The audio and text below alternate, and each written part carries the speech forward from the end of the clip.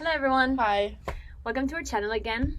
Yeah. What are we gonna do today, Perry? So today we're going to be talking about code overrides, which are something that we get a lot of questions about because they're kind of a mystery at the beginning when you get started with Framer X.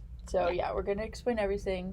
And then in the description below, we're going to link to another really useful video tutorial that will kind of take things a step further because we're just going to go over the basics. Yeah, we're gonna go over the basics. Even if you don't know code, same as code component, just no worries. It's just the concept that we're gonna explain today. If you want to know more, let us know and we'll record more videos. Yep. Cool. Enjoy. Thanks.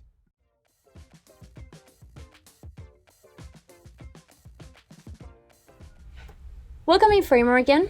And today we're gonna cover a topic that is actually frequently asked. People don't understand code overrides.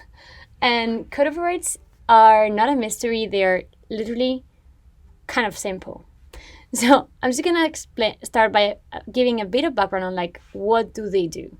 So they change properties, or they can pass a property from one element to another. So what do I mean by properties to start with? As a designer, for example, I designed this frame which is round, so it has a radius, and it has certain width and certain height, and has a fill. So all these things are properties of this frame.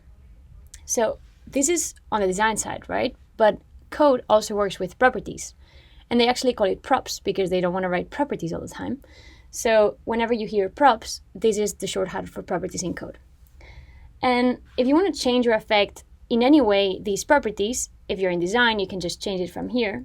But sometimes you can also use code for it. And code overrides are basically simple functions that allow you to override any property of any element in the canvas. So for example, we could do a code override that says, I want to override the background red. And this is not going to be seen in the canvas, but in the preview. Because, code overrides are based in code, so it's basically, you're going to see it before it actually renders. Great, so now let's actually go into one simple example that will make you understand a bit more code overrides. So we're just going to kind of draw here a frame, a phone, and then a button. So in every file, every new file, you'll have, if you go to overrides, you'll have an examples file with some examples of an override.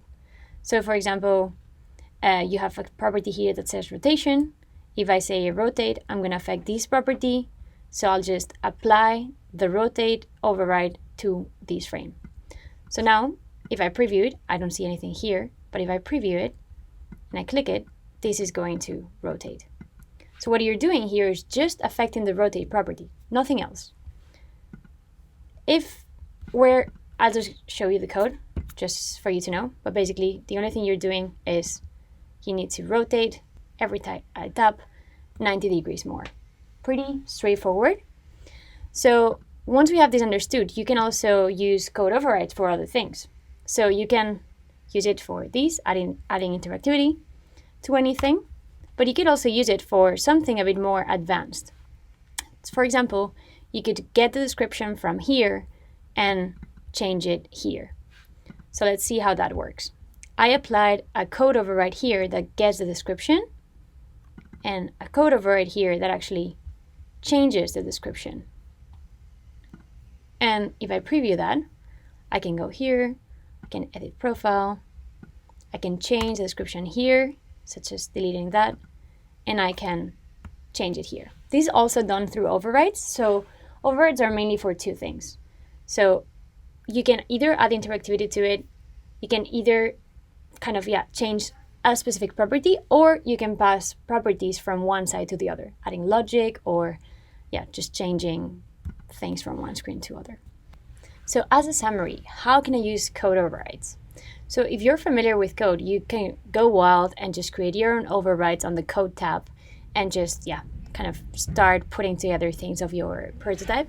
If you're not familiar with code, you can actually truly collaborate with developers. So they could create a code override file for you with a basic set of animations that they, for example, use in production. You can even integrate that with actual animation libraries. So you can use the Framer animation library, or you can also use any external library. And you could just as I did, just go to override and attach the override to the different elements of the canvas. These override files are reusable because you just kind of attach it to different elements, and this makes it really easy for handover afterwards because these can just be used by developers. It's just JavaScript functions. So yeah, this was just to give you a bit of an idea of like how overrides work, but I'll attach in the comment section also a video more in depth. It's actually 1 hour long about code overrides. This example is explained in depth, and you have other examples. Kuni's also talking about it. And yeah, just if you have any questions, feel free to post it in the comment section and we'll help and send resources. Enjoy!